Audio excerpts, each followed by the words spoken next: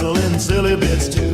Having a blast bringing our show to you. They rant, they rave, they won't behave. Rasslin fans, come out your cave. It's time to BS and misbehave. Talking wrestling, time to go. Ring the bell and start the show. Talking wrestling, time to go. Ring the bell and start the show.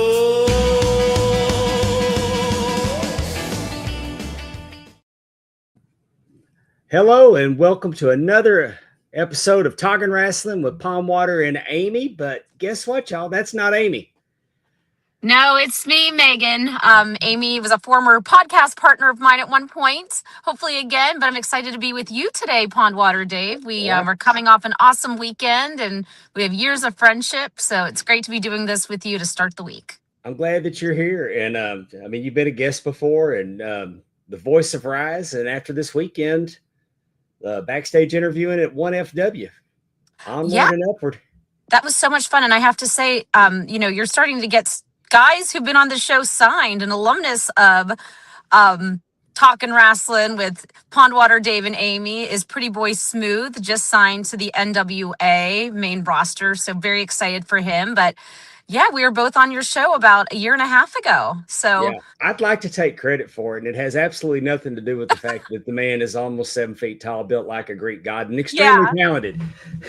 Absolutely. Yeah. So let's just keep getting more people on the show and signed. Let's just keep projecting it out there to the universe. That's going to be my tagline. Hey, I got Pretty Boy Smooth. You got him signed. Yeah. Got him signed.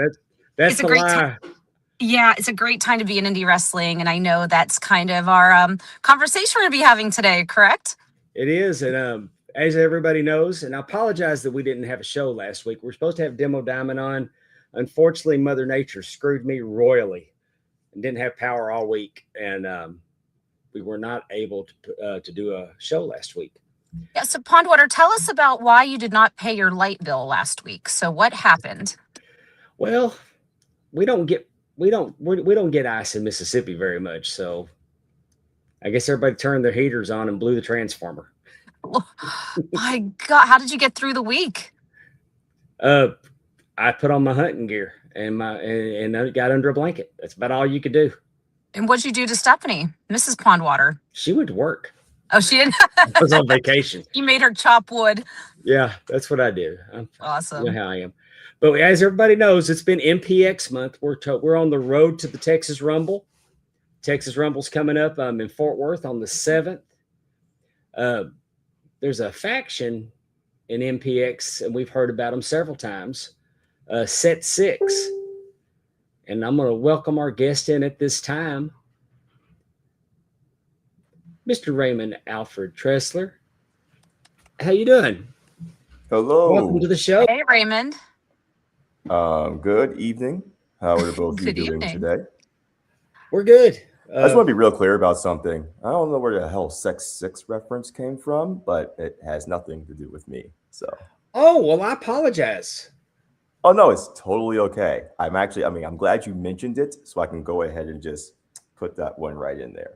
Oh, I thought that JD and LVJ and Man, I thought that was a huge faction that y'all were all in. In all fairness, I can see how that might be misconstrued a little bit, but also as Mr. Griffey's trusted liaison, which he's authorized me to speak on his behalf here, at least for now. That whole Set 6 thing, I don't really have any recollection of it, and I don't think it needs to be visited. So fair enough. The only thing we need to know is that's not a thing. Nick's on the Set 6. You've heard it first. I did. Give me a little background on you. How long have you been involved in the wrestling business, and did you start at MPX? It feels like it's been for a long time. I guess it hasn't been too long since I've been at MPX with JD. I'm actually from Mississippi, from Cleveland, Mississippi. Oh, really? Yeah, so I made my way out here to DFW area Mostly is because what's funny is JD's the one that found me. So that's how I got started with NPX and a few things that I've done. So it's really not, I would say there's not too much of interest to note there.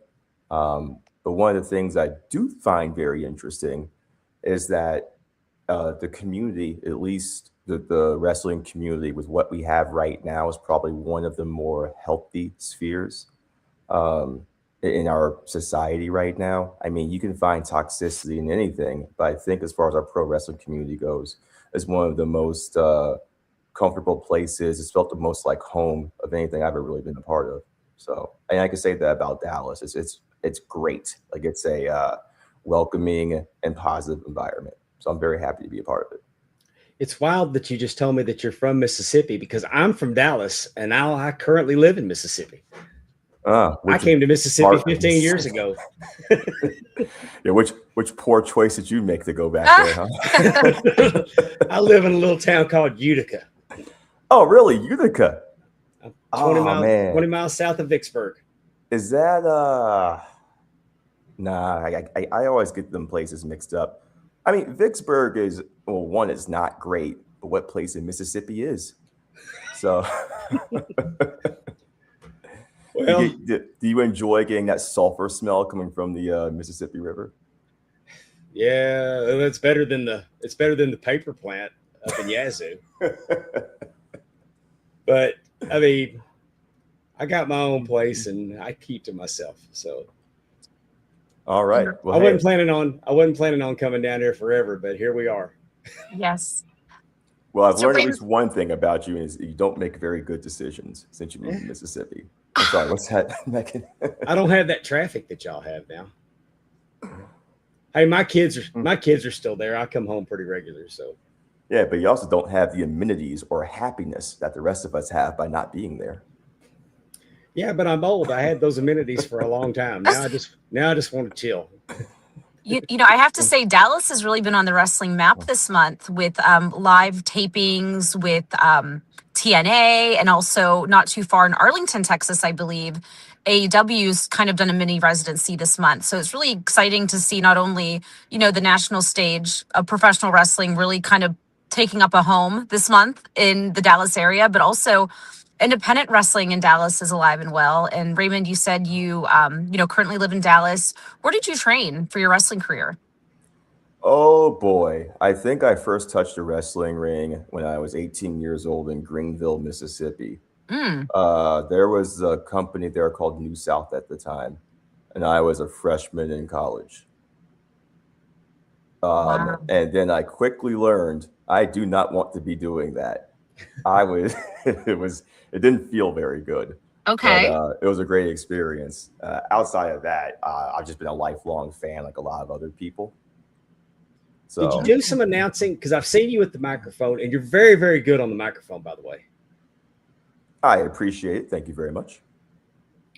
But tell me about this. Tell me about this New South experience in Greenville. Who was teaching you? So here's what I remember, because that was, I'm not going to say how many years ago, just know it was more than a few years ago. From what I remember, there was a guy by the name of Cowboy Paul Cody.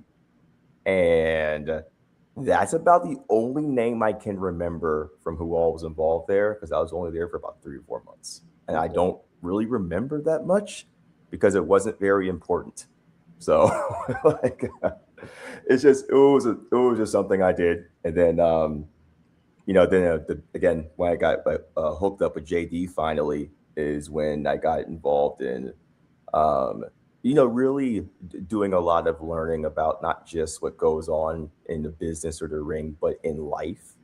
You guys I'm sure you probably heard this before, but JD is one of the most personable human beings on the face of the planet. And there's a lot of knowledge about more things than just wrestling inside of his head. Yeah, he's I've known him for, I encountered him when he started 19 years ago, and very respectful young man. You could tell that he wanted it bad. Talented, just so much talent. One when I've seen how much success he's enjoyed, I'm not surprised in the least. I guess the only thing that surprises me that I don't see him on my television on Mondays or Wednesdays more than I have. I hope he gets on. Not just him. There's a lot of people that really they should be on television a lot more. I know that there can be like saturation sometimes or an oversaturation of the products. I think a lot of us though are people that can watch it almost 24/7, if not 24/7. And I think Megan, you were talking about how the Dallas area for certain is like one of the places, or at least like a tried and true place where multiple companies can come down here, whether it be the big ones, Right. or you can have the indie wrestling all existing and coexisting at the same time. I can't really think of too many other places. Maybe the Bay Area, Memphis. I've had some exposure to the indie scene in Memphis. They probably could do it, but I can't think of too many other places that have not just the amount of fans to sustain that, but also the demand for it. Yeah. So. I live in Pittsburgh, and we're pretty much a hotbed, and we're not too far from Cleveland, Ohio, and we have Buffalo, New York, probably about, less than 3 hours north of us. And there's been a few times where just in Pittsburgh alone, in Western Pennsylvania, there've been maybe like 4 indie shows running the same night. And that can get a little bit crazy, especially if you have talent now working, nationally or working even in Cleveland. So, if you have an area with that population density, you can probably handle that a little bit better but it's not always the big cities like the New Yorks or the Phillies. It is exactly what you mentioned. And I don't know how many years have you been with JD? I've been doing his personal announcing now for about 3 or 4 years. Okay. But like our souls have been intertwined for about an eternity. Yeah. Well, I just want to say that it hasn't always been that way in the Texas, especially in the area. It used to be very cutthroat, and for every quality company, there was 3 crap shows or tax refund championship wrestling. Stop. That happens there too. Oh yeah. I mean, well, not anymore. They pretty much policed it. And I will say that there is more quality. It's not just the Dallas area, in the state of Texas. The indie scene in Texas is so strong. But MPX leads the charge. Like when Pro Wrestling Revolver shows up, they pull from MPX. And you mentioned all that was going on in Arlington right now. MPX and Ring of Honor combined for Global Wars, where the MPX Championship's being defended, where the Women's Championship's being defended. That you have MPX wrestlers challenging, like Exodus Prime is going to challenge Moriarty for the Pure title. So, I mean, to have the Ring of Honor and the MPX logos side by side, it puts MPX on a global platform. Not to mention that MPX runs 50 weeks a year live on Twitch TV, which is a global platform. So while me and Raymond both agree that JD should be, it's a crime that he's not at NXT, and it's a crime that he's not on the roster at WWE, and it's a crime you don't see him at AEW all the time. He's seen regularly worldwide. Not to mention VIP. Didn't he just recently unify 4 championships? So as far as unifying the championships, I'm not exactly too sure about the lore that's involved in that. But you are correct about one thing as far as MPX, and again, VIP is great. Work with them; they're all great. And I'm not to sound too robotic about this whole entire thing, but I do absolutely mean this. MPX has some really great leadership, And in any facet of our lives, whether it be working in this industry or whichever day jobs that we all have to, go to, MPX, because of their leadership, I think has really put not just them in a position, but it's put everyone in a position to not just succeed, but have positive growth from it. So you don't get very few, you get very few win-win situations in life. There's not very many things where there's positives in almost every single category or facet. MPX has somehow managed to do all of that together and have it all be positive. And I don't know how they do that. I'm just happy to be a part of it. Yeah. I don't think you would argue with me when I say that Athena's probably the best women's wrestler in the world. Are you kidding? Yeah, no, 100%. I didn't know if I'd get any pushback on it. I truly believe that too. Not for me. I truly believe that. Because she is. I mean, I met her years and years and years ago and knew there was something special about her. She stood out, and she's gone all over the world and she's done everything. But when you have leadership, and you mention it, and her husband, he's no slouch. Matthew Palmer's no slouch. But when he's great. That's been there, done that worldwide, and she can bring that knowledge. So when somebody, because if Raymond got a call tomorrow, hey, we need you here on AEW, it don't matter what they ask him to do when he gets there, he's ready. No, very true. He knows what they expect. He knows what he knows where the cameras are. He knows what they're going to do. He knows how to conduct his business backstage. And not every wrestling school offers that. No, you're right about that. And they have, and like I said, they cover almost every single facet of everything. It's more than just the in-ring work and psychology. There's all the nuances that go on with, I mean, and hopefully they don't mind me just doing nothing but saying or singing praises, but I'm going to do that for a minute. I mean, if you want to even talk to Palmer and Athena about, I don't know, how to work your taxes, they'll probably give you some good information on that as well, which I can't say would happen in too many other wrestling schools or any other places. Okay. I'm going to say this, and I absolutely mean this. No, we all respect Athena, and I fear her. Oh, I respect and fear her. Yeah. It's one of those kinds of things. So, yeah. But one of the most intelligent people on the planet. Well, don't tell her I said this, because it's been a few years. But the last time I worked at MPX, I refereed for her and Palmer in a mixed tag, and it's probably the most intimidated I've ever been in my entire life in the ring. Yeah, I don't blame you on that one. What made her scary and intimidating and really kind of shake you to your core?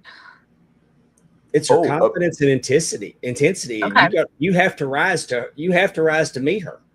Mm. Yeah, and I can't do that. The first time she looked at me, and I had to, okay, so I'm just a few inches taller than her, and the first time she looked at me, I felt like I was just looking directly up. Even though, according to, I guess, reality and height in inches, I wasn't. But when, she first said anything to me, that there was just commanding presence that isn't the domineering presence. It's, there's just a confidence of I'm here, I run this is fine. This whole entire, everything around it, there's just this very pristine calm, but there's an order to everything. So whenever she interacts with you, it's not that you have to necessarily revere her out of, let's say, a fear. It's not that she commands it. Right. It's just her presence, her aura, and just the respect that's almost involuntary. I mean, you want to give it, but even if you didn't want to give it, her presence would make you. Mm-hmm. Anyone else in this business that you've met or worked with that's also kind of had that presence like an Athena, like either male or female? For the respect part or the fear part? It could be. Well, you can. I'll allow you to split it in half, so you can do that. I haven't met too many people. One of I mean, outside of the people we just named, one of the more personable people I met that I really enjoyed was Too Cold Scorpio.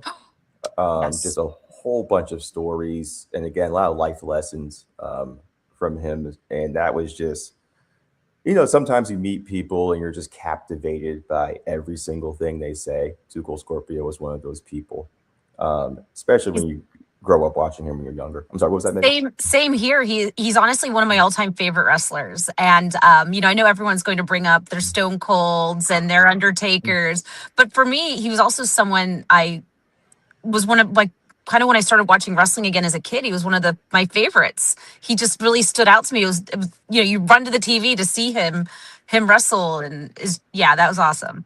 But one of my favorites. Yeah, I remember when because when I first saw him, he was Flash Funk. So I was like, who are they? Like, these two people are the same people? I mean, I was a child when I figured it out. But as far as fear goes, I'd say the most scared I had ever been was Homicide. Boy, that was, and by the way, I love Homicide. Great respect for him. But man, you want to talk about a person that just, it's like, okay, I need to get as far away from this man as possible. He's going to kill me. Did you wrestle Homicide, or did you just No. No. Did I wrestle Homicide? Well, you're alive, so I'm guessing no. I want to live tomorrow. Why am I going to be in a ring with Homicide on purpose? Exactly. A horrible decision. Oh, too funny. I think you missed it earlier when he told you that he tried to get in the wrestling ring and realized how bad that hurt, and then he's more on the manager advisor side. Yes. Yeah, like I got you never know. He could have you could have helped your buddy out in the ring, and Homicide might have not liked it, and but I don't know. But no, I would give my life for JD, but I can't help him if I'm dead. Correct. Yes. So hey, I had the same you journey. make good decisions. When I realized how bad it hurt, I decided it was time to be a referee. Yeah. Yeah, I don't know how these guys do it. I'm glad I'm on this end and not their end. Same here. Yeah, there's a lot of tough pro wrestling women in Pittsburgh. I'm going to stay clear of the Ray Lyns, the Katie Arquettes, the Danny Moes, and that whole group. So keep me on this side. Really, I mean, I think the three of us just go ahead and round up our own stable, hop back in there, see what happens. I will sacrifice Pondwater first. So yeah. Where did Pondwater even come from? How did you get that name? During COVID. They call me Super Dave. Mm-hmm. I've always been Super Dave. If you go up to Richard Hill and ask him about Super Dave, he'll tell you all about me. But he probably could. If you ask him about Pondwater, he'd look at you like you're crazy. Ric Flair's last match, you were Super Dave, who saved the day. I still am. I mean, I get introduced. They introduced me at shows as Ref Super Dave. But we started doing these podcasts, and during COVID, our good friend Conrad Thompson was doing a podcast with Tony Schiavone. And he asked Tony Schiavone if he knew. He said that Super Dave told him he can't get COVID. And Tony said, yeah, well, how's that? And he goes, because he eats hot Cheetos and drinks pond water. Okay. Well, what he do is he knows what I do during the day, and my number one selling item is flaming hot Cheetos. And every time I post a picture from the house, I make sure that my pond's in the background. I'm very proud of my pond. So he just combined those two things and I found with him that if you don't resist the joke, if you'll lean into it, it'll go away quicker. And Super Dave's a registered trademark that I can't do anything with. So Pond Water Dave for podcasting purposes was born. I just remember listening to the podcast even before I met you, and I'm just cracking up the name Pond Water, in Conrad's accent. It just cracked me up. Yeah. But that's where I got it, and I've leaned into it. And I was just thinking for myself, I was like, well, does that mean like it's like you're stagnant kind of thing? Because isn't pond water pretty stagnant? Doesn't move very much. It's not like you can bottle it up and sell it. I think we're all just so used to it. We just don't know where it came from. It's like almost nobody calls Triple H Hunter Hearst Helmsley. You know what I mean? They just call him Triple H, which is such a weird name anyway. But yeah, Pond Water. It's It's who you are, Dave. It's And of just course, I'm joking with you. I'm not trying to say no, you're statement, fine. but And yeah. I've normally have lots of back porch witticisms, so it kind of fits. But for merchandising purposes, like I can sell a jar of pond water. Hey, you could, and you are. I mean, you're on Mississippi right now too. So mosquitoes, they love stagnant pond water. You don't You have to can tell just me. toss some little mosquitoes in that jar. Yum. Yeah, I like to look at my pond, but you don't see me down there standing by it in the summertime. Yeah, because you don't want to get ate up, man. It's Man. vicious out there. The mosquitoes are bad, but it's the red bugs that are worse. No, I think my wife calls them red bugs. there's a word for it I probably shouldn't say on here because I don't need anybody making a clip of it because it sounds way too close, like another bad word. Okay. But yeah, basically, But, I know yeah. exactly what you're talking about. They're like ticks. Yeah, your legs. I mean, you'll go in the house and you didn't even know that they were on you. Your legs are all ate up. No, I don't need the bad kind of viral publicity happening. Yeah, with what that's people call probably them. smart. I Yeah, don't it know. rhymes the Controversy very bad creates way. cash, but I get it. Yeah. Well, there ain't no cash on this podcast. Time to make some. Got If some I That's loose said what change the expensive. rolling around. locals call them, there would be cash on this podcast. You would be like, you can't say that on the air. I got tickled this weekend because at the event we were at, that there was 2 people wearing merch from this show. Yeah. And I told them, I said, hey, this is cool because I've only sold 4 pieces of merch, so half of it's here. It's awesome. Which isn't true, but it was a good joke. Hey, look, if you got anybody wearing some of your merch, like that's more than most, like 98% of the world can't do that. Yeah. So I'd say you're doing a pretty good job. What was that like for you, Raymond? Selling your first merch, or well, I should ask first, do you have merch? and when you sold it, what was that like? Yeah. I don't have merch, so I don't. I like to think that I sell. The only product I really sell is trying to add whatever it is to the magic that we're trying to make. So I would love to have some colorful story about products and merch, but I really don't. That's okay. But The yet this best thing guy I has got is merch, so maybe finding- we need. I'll sell your merch. Between Tell me what having you it got. and selling it. Hey, watch this right now. You give me an item that, and you can make it up if you want. You give me an item you want to sell, and I will, on the spot, come up with something, a great way to sell it, like an ad. I'll do it. See, for I've you. already got an idea for yours. I mean, I don't need it for mine. You do it for you, though. Yeah, but I mean, when you come out with it, you come out and Mr. Griffey gets his bottle of water from you. I mean, I'd put my own label on that, and everybody at ringside would want one. It might be a really good idea. Hey, look, we could talk to Mr. Griffey, work out some sort of sponsorship. It might cost you a little bit, but I'm sure we can work out some sort of sponsorship for that. There you go. You could have the show sponsor it. Do you want to sponsor his pond water? With what? My looks? Advertising. Hey, look, We got JD 10,000 subscribers, but we need them to watch a little bit more. Yeah. Oh, too funny. I do what everybody else does, You just do that whole like donation thing or something. I guess how people do it on like TikTok. I've actually never downloaded TikTok, so I don't even know how it works. I've got it. My daughter does very well on it. My daughter, I mean, it's a revenue stream for her, and she does reality television, and That's still around? she does all kinds of reality television.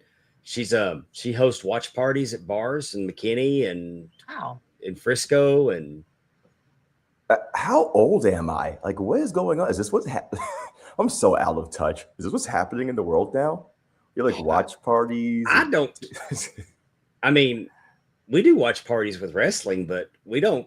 I can't imagine going to a bar to watch an episode of Big Brother or Survivor or Traders. This Traders thing. People do when you have that certain, niche that people are into or people connect with over friends, it as friends, excuse me, it just these I mean, subcultures are created, and then people have watch parties and create TikToks about them. It's crazy. oh, I mean, we watched the Royal Rumble with 50 people in the room this weekend, and everybody had drawn their names out of and put their name on the board. Like whatever number they pull like 3, and I mean, and say this is who it is, and this is your wrestler, and then. Well, that would make sense because pro wrestling over Big Brother, right? Yeah, I get it. I mean, I totally get the camaraderie, but I guess if that's what you're into. There's people that have podcasts about families they see on TikTok and about whether or not a certain family is still living in the hotel, and the fact that the father of the kids plays video games all day. I mean, it's a whole thing.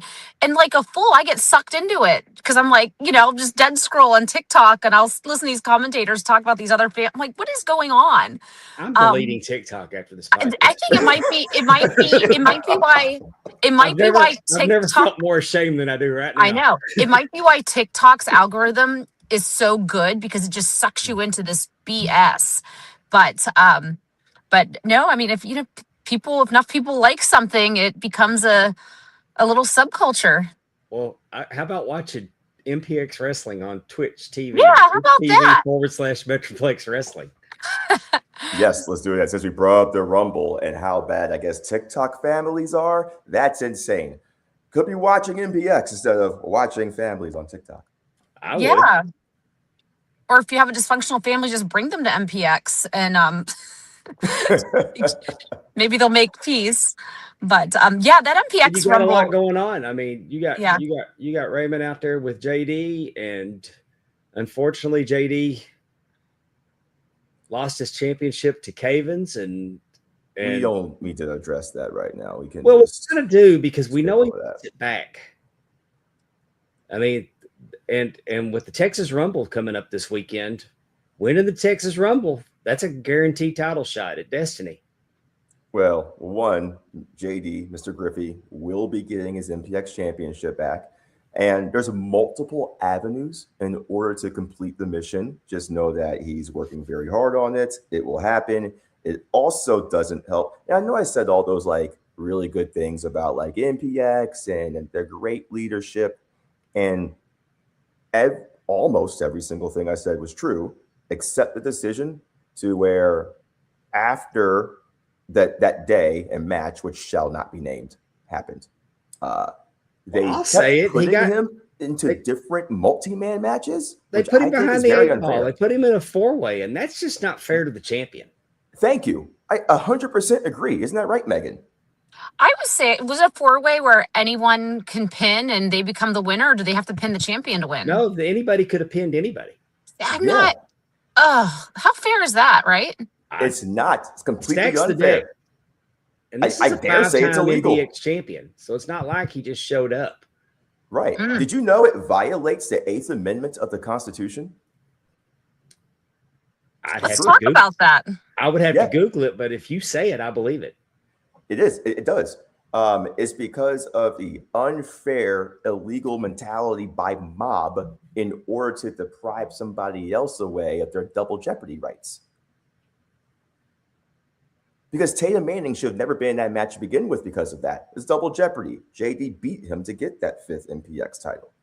So that's just completely unfair. Right? Don't you guys agree with me? Tatum Manning, Cavens. He can sell anything, and he's making a good point, and that's our guest today. Who was the 4th man in that match? Demo Diamond. Okay. Demo Diamond. Yeah. He shouldn't have been there at all, by the way. Because, I mean, if you think about it, there's this whole color scheme thing we got going on. MPX is like purple and black. I think Demo's hair that night was like a gold or a green or something. It's just incongruent. Bad taste. So that shouldn't have happened. And then the week after that or something like that, JD was in another multi-man match. It's just, I don't know what MPX has against putting him in a one-on-one match, but I think it's something that should be investigated, maybe by a grand jury or like the DOJ or something like that. I mean, I'm not saying that should happen, but if it does, it would be for a worthy cause, in the name of justice. Well, I mentioned earlier how talented JD is, and maybe they just feel like one-on-one matchups aren't fair to his opponent. You know what? That is correct because, I mean, he's going to beat whoever he's in there with. But I mean, handicap matches are also showing him not a fair. lot of respect ganging up on him. That's true. But, you know, JD is a kind of guy who can overcome any single challenge. And when it comes to this weekend at MPX, when I'm not going to give away the game plan, just know that we have one. And JD's been working very, very hard to make sure he's in the best shape of his life. We're counting all the macros. We're making sure that every single thing he consumes, puts into his body, all the workout regimens, we're making sure we maximize and optimize the explosive output while making sure we have mass retention. We got a very good, solid game plan. Let me ask, does he have any allies in this match? I mean, well, everybody respects JD. Every single person in the world respects JD and looks up to him.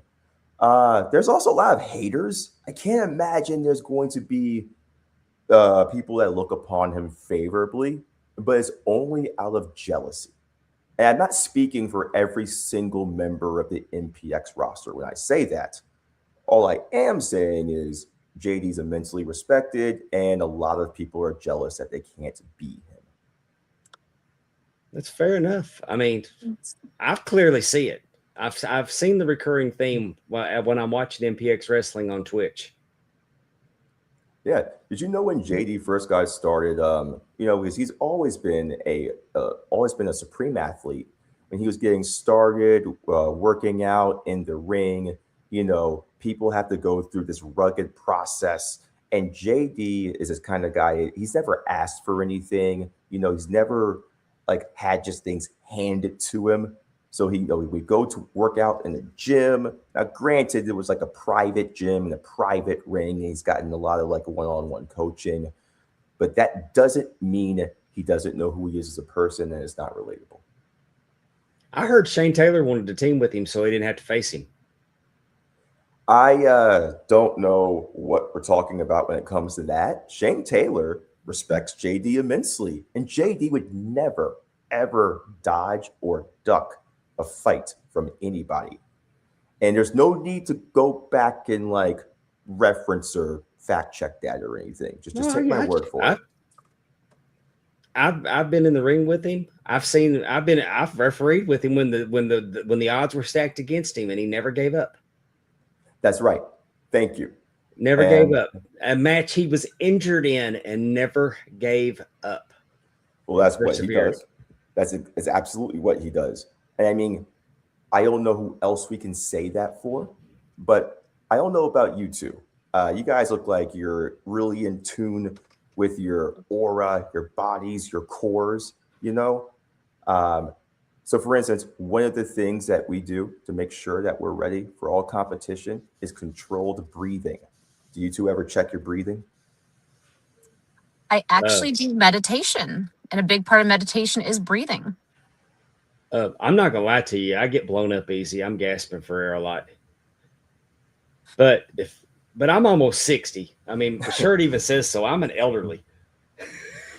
I mean, what is elderly or age anyway? Is all about how you feel mentally, along with, I guess, your lung capacity, I guess. And just like you said, Megan, the meditation, this is what we're talking about, why JD, whenever he steps into the ring, and this is why he's a 5-time MPX champion, soon to be 6-time MPX champion in the future. At some point, we'll work that out. We got ideas. I believe that. I would bet on it. Oh, yeah. I mean, any place that he goes to, he will be a champion eventually. It will be happening. And part of the way we prepare is by the controlled breathing. And Megan, as you know, from all the stuff you do with meditation and how much you have experience with that. And dealing with Pondwater Dave. I'm sure you're lovely, but you know, I'm throwing a foul on that. I'm just kidding. The women on this show, I thought I was going to get a week off from that. I thought Megan would be on her best behavior because Amy craps on me on a regular basis. Do you deserve it? Well, that doesn't matter. Is it true? I mean, it doesn't say Talking Wrestling with Amy and Pondwater.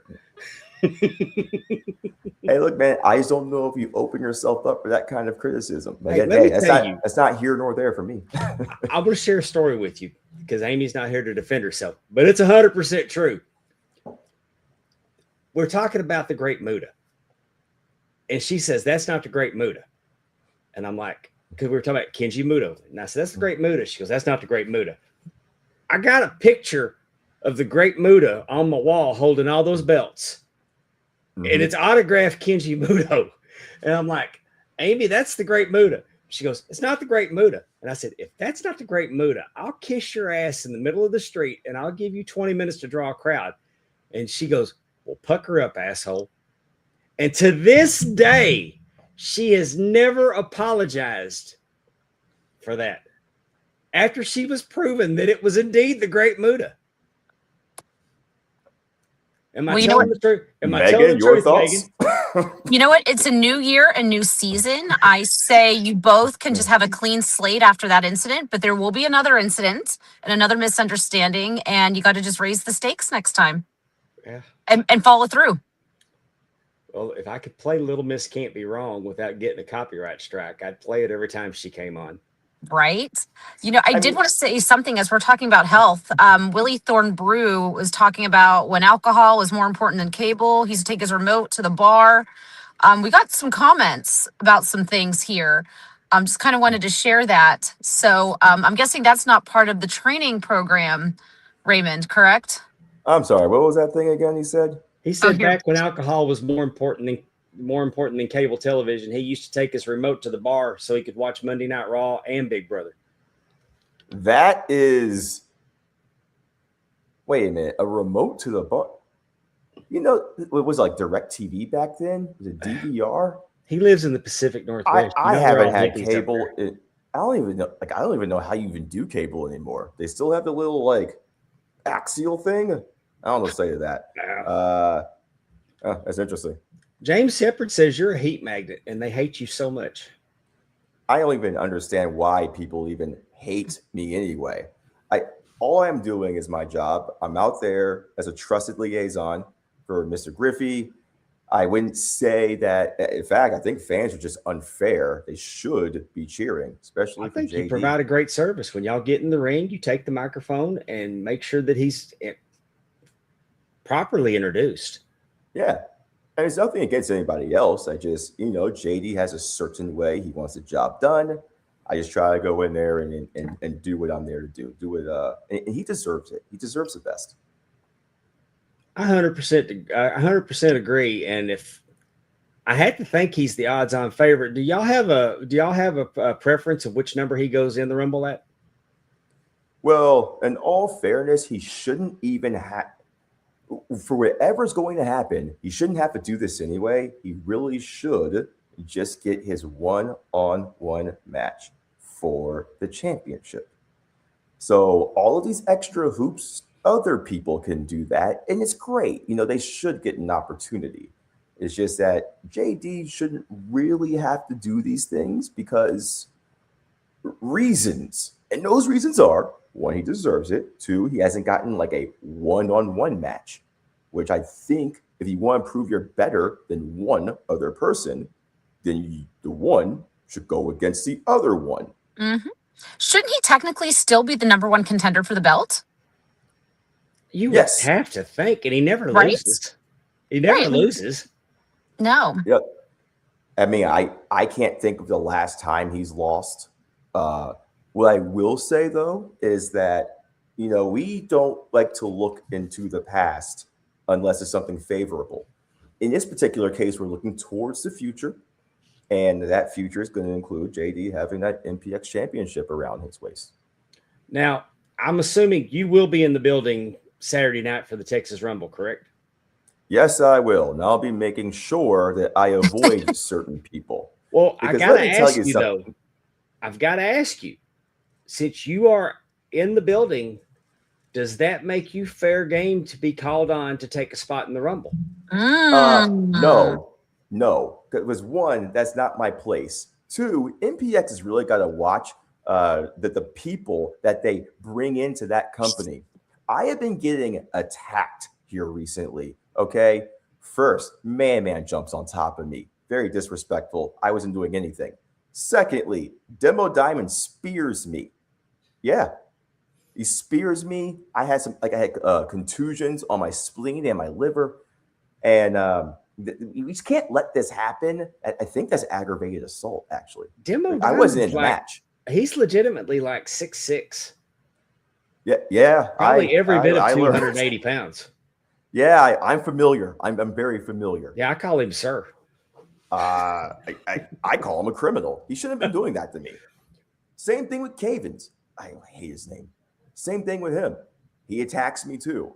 And for what? The only thing I'm doing is standing. Okay, I'm just standing. I'm supporting. There's no reason to go on Twitch and watch those matches to see if what I'm saying is true or not. Just accept that it is. And those men should be fined or something. I mean, Cavins should probably lose his MPX Championship for that. You just hand it right back over to Mr. Griffey. Goodness. The injustice that's going on at MPX. The reason I ask you that is once upon a time there was a fellow there by the name of Kyle Davis. And out of the blue, they put him in the ring in the Rumble, and all he could do is hold on to the bottom rope and get the piss beat out of him. I can tell you right now, and this will not be happening because I will not be getting in that Rumble.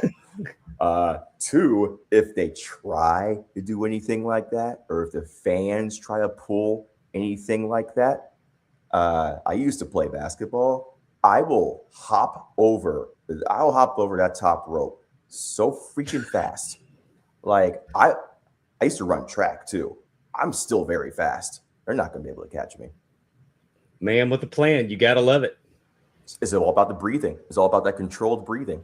I'm going to have to work on this because they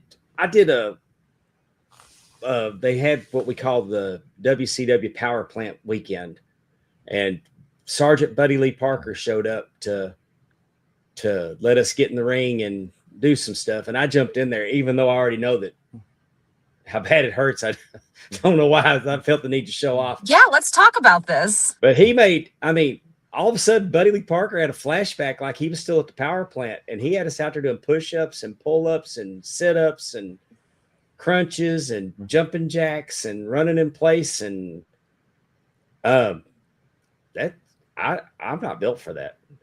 And I found out just how quickly I wasn't built for that. Oh, was this how old were you back then? Say your full age, just ballpark it. No, this was this 72 weekend. hours this ago. Was this weekend. I'm 2 months away from this today.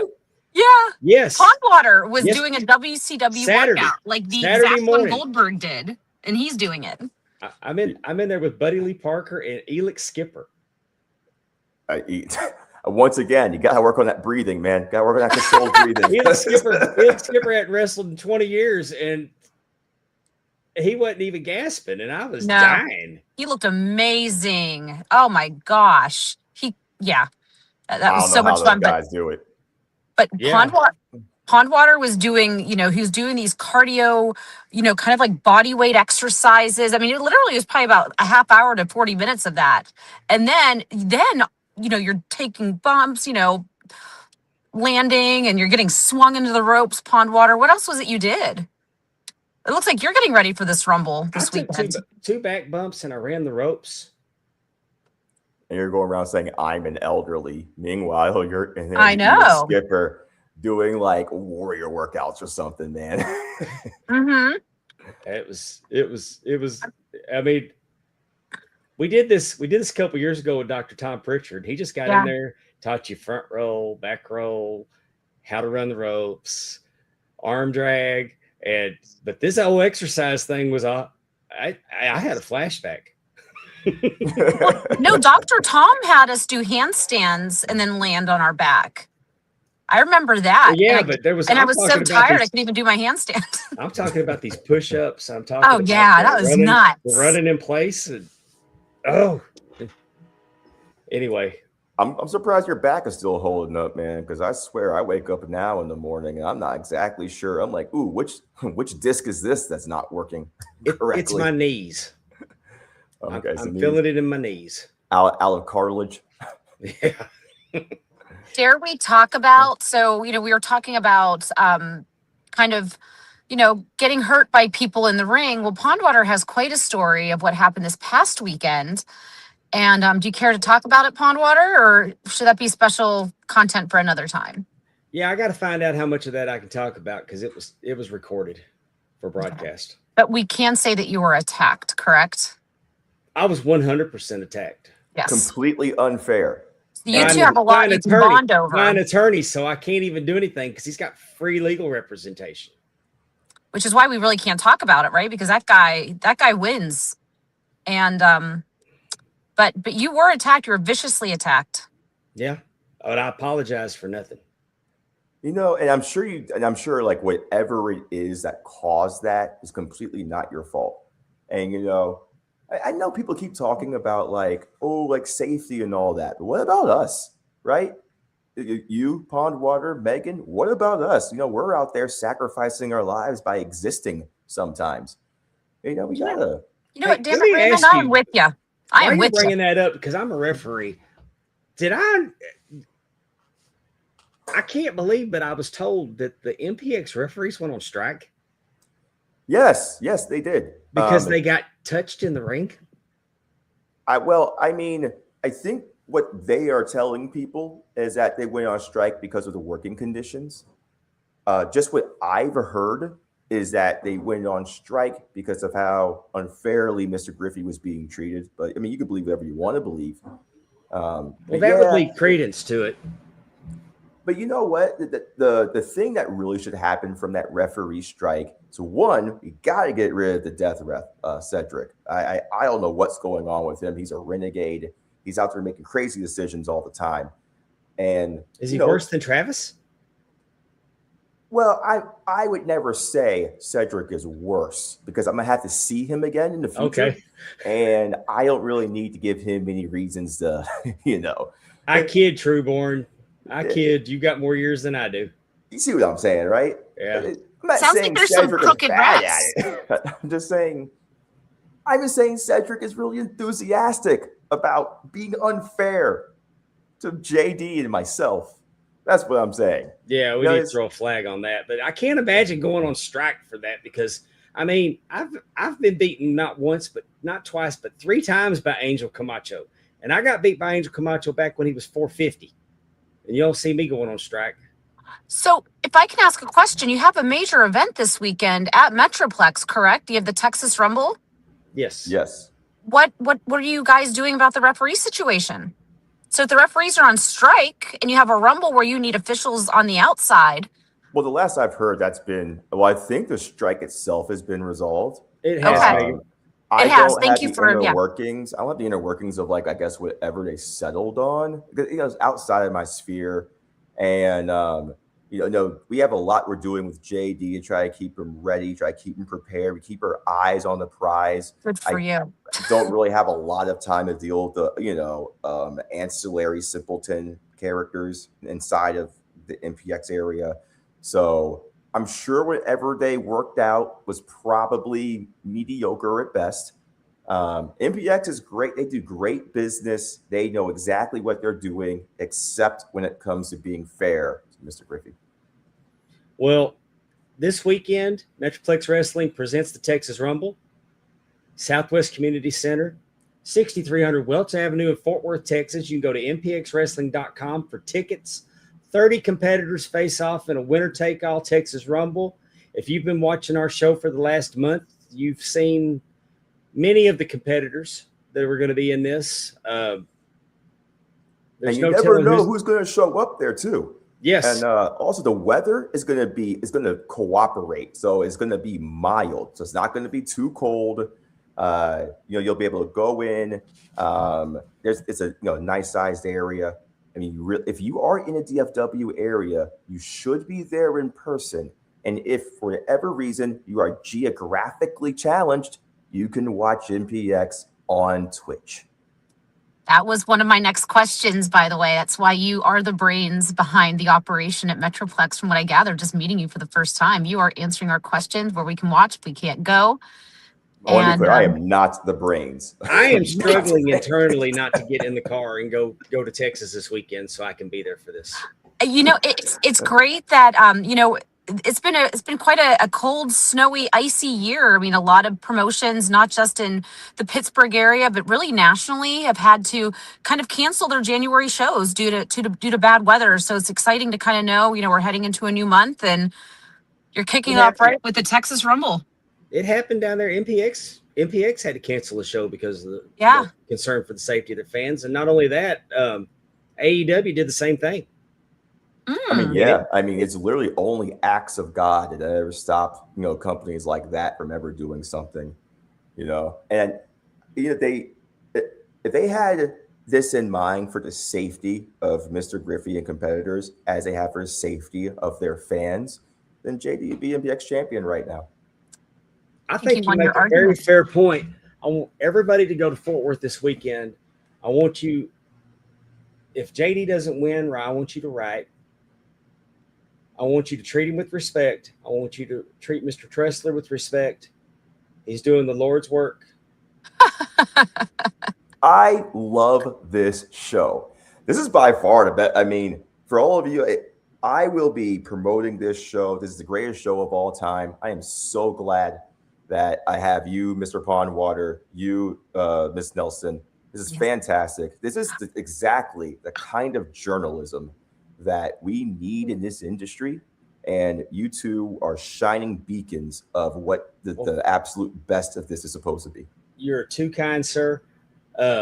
Give my best to Mr. Griffey. Ask him if he'll reschedule and come back on after he regains his championship. I'd love to have you both back on.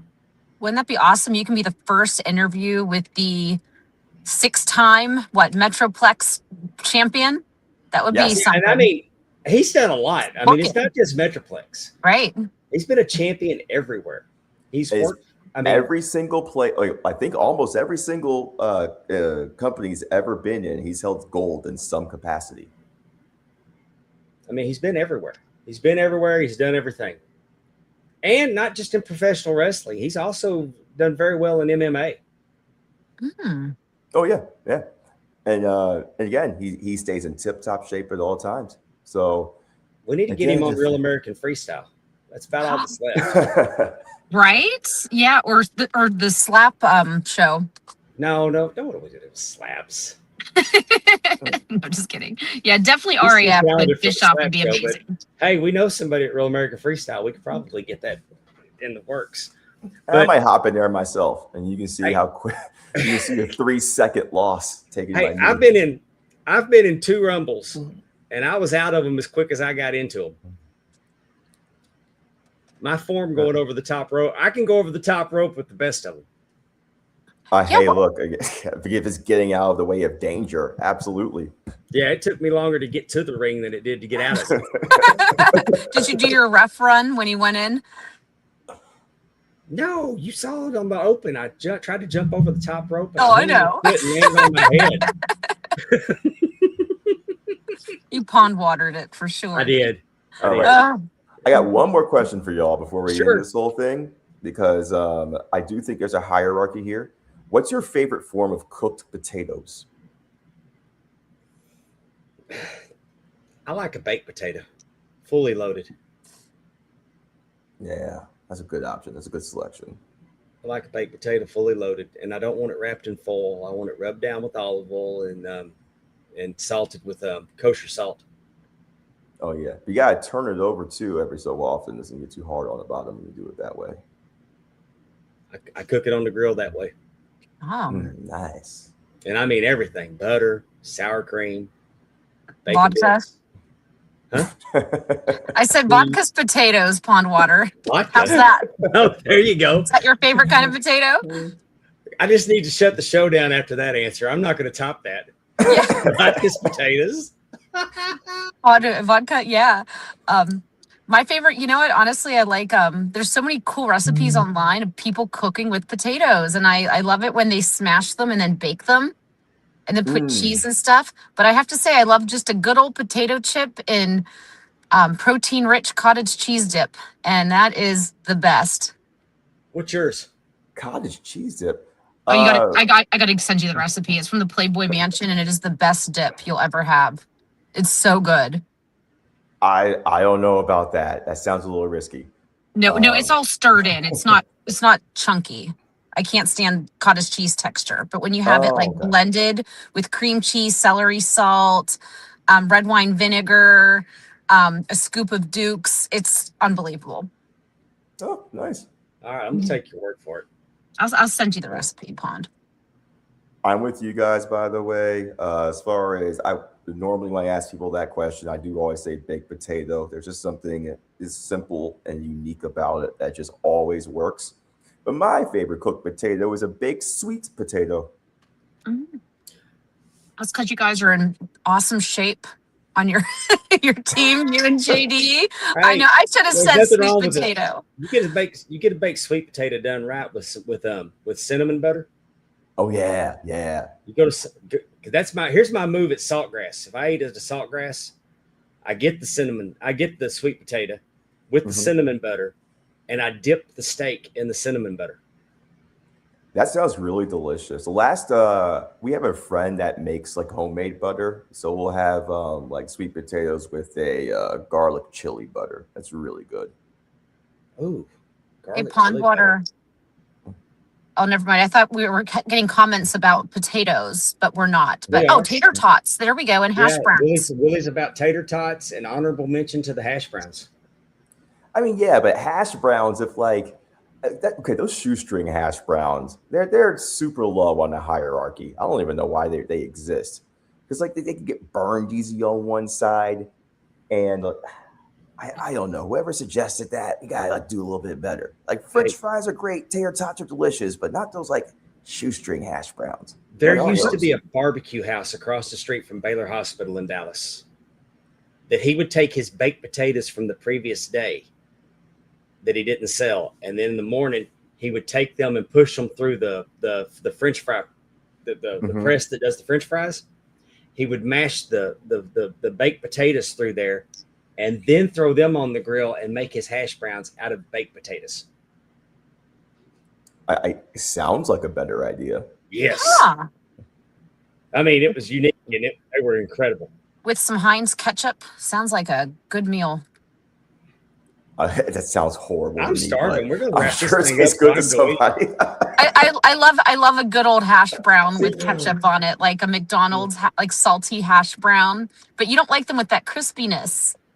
So I don't know. I think a big debate's going to probably start about potatoes, and I'm full-blooded Irish, so we just like potatoes. So I'm usually not picky with them. Oh, now, but potatoes is the only thing universally everybody can agree on. Yes. I went to a wedding with a mashed potato bar, and I thought it was genius. Oh, what? A mashed potato bar. I want it. Where's that? Look at him. His face just lit up. He's like, my daughter did it. That's a great idea. Your daughter did a mashed. Oh, that's so good. A mashed potato bar. That's it hits a lot harder than a chocolate fountain. That's for sure. Oh. Sweet. Well, thank you guys very much for having me. Thank you for coming in, and hopefully, and I'm serious. When Mr. Griffey gets his championship back, y'all please come back. Yeah, victory tour starts here. I'll be sure to talk with that by him, and again, thank you very much. I'm sure he'd be interested, and thank you very much for having me. This is the first interview I've ever done. Tell everybody at MPX I said hi, except Jamie Aller. Okay, will do. Whatever you want, Mr. Pondwater. Whatever you want. Thank you for joining us tonight. This Saturday. It's been so great having a conversation with you, and I wish the best for you and Mr. Griffey down the road. Hey, thank you very much. I hope I get to see both of you again in the future, and give Amy my best. And I will be at MPX sooner than later. Great. Just don't do none of that moo the water spitting thing that you all used to do when we were children. No. Right? All right. Thank you very much. Hope you have a good rest of the night. You too. Thank you for joining us. All right. Raymond Alfred Tressler. Thank you. That guy was great. he has an axe to grind with some people at Metroplex. So I'm excited to kind of see and keep up with what's going on this weekend in the Rumble, because it looks like They're picking on JD. they're picking on JD and picking on him. And there's again, it sounds like it's a new season at Metroplex with this Rumble. So I'm excited to. You need to go on Twitch and watch. I think I will. Hey, I and don't if have. you want to, I'm just telling you where you can find JD. You take that scroll bar and go almost all the way to the end of the show, because he's the main event when he's on there. Yeah, that's I mean, that's a quick way to watch it, right? Like, who else do you need to watch other than JD? I mean, that's where you look for him. And He's his in the theme. main event. Yeah, yeah. I'm telling you, the dude is great. I've just been so impressed with him for so long.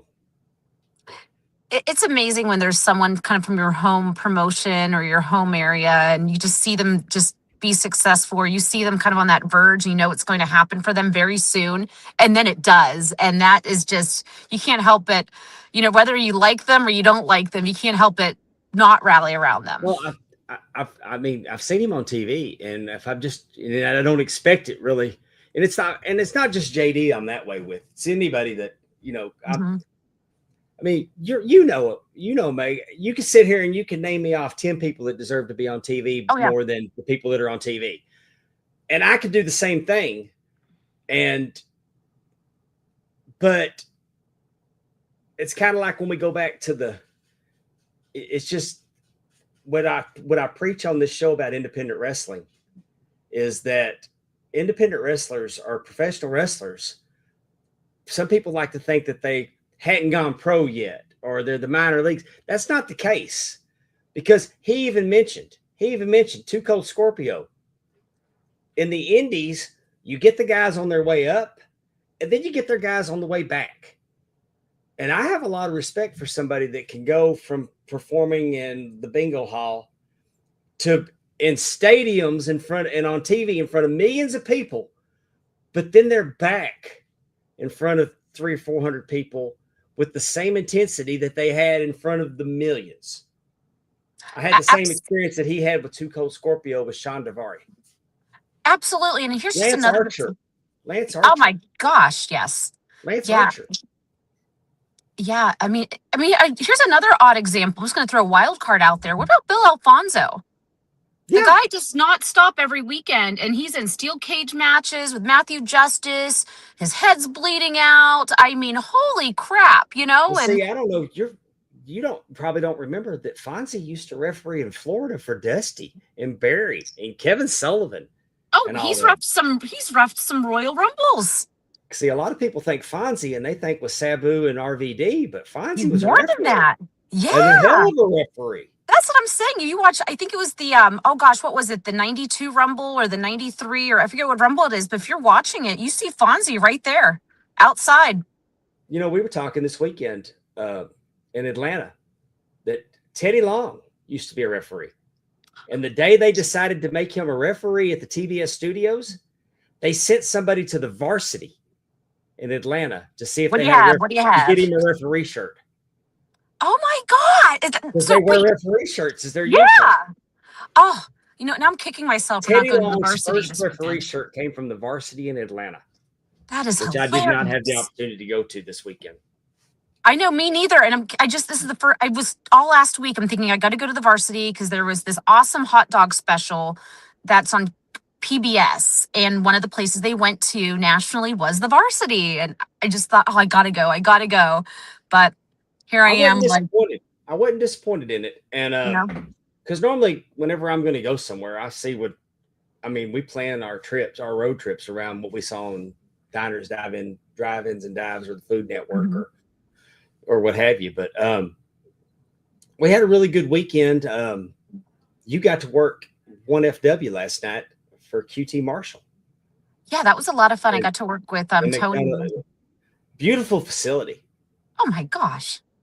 And for those that are going to be watching these episodes of 1FW, One Fall Wrestling, on they are going to air on Triller. So just keep your eye on their social media to see when those are going to air. But something unique to the show that you will see at 1FW is the Jim Crockett set from Ric Flair's last match actually has a new home for the time being at One Fall. And They got that one fall. They got it switched out to one fall quicker than we got the Crockett oh, stuff on there. oh, they did. They did. So yeah. So for those that were in the live studio audience, for the show and the tapings and everything, you got to see that set really find a new home, and it was pretty amazing to see.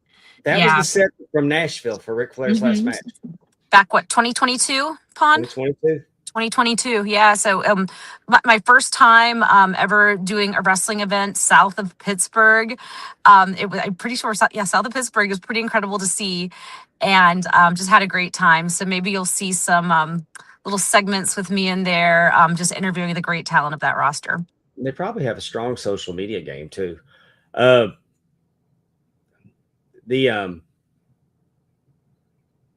trying to think what I was going to tell you. We're kind of talking vaguely about what we did this weekend over at Ad-Free Shows. Their top guys here. We get these. We provide these, and I say we because I work for Ad-Free Shows. Right. We provide these fan experiences, and we have for years. But we did this. We all gathered in Atlanta, McDonough, right outside of Atlanta, and we called it Eric Bischoff's Power Plant Weekend.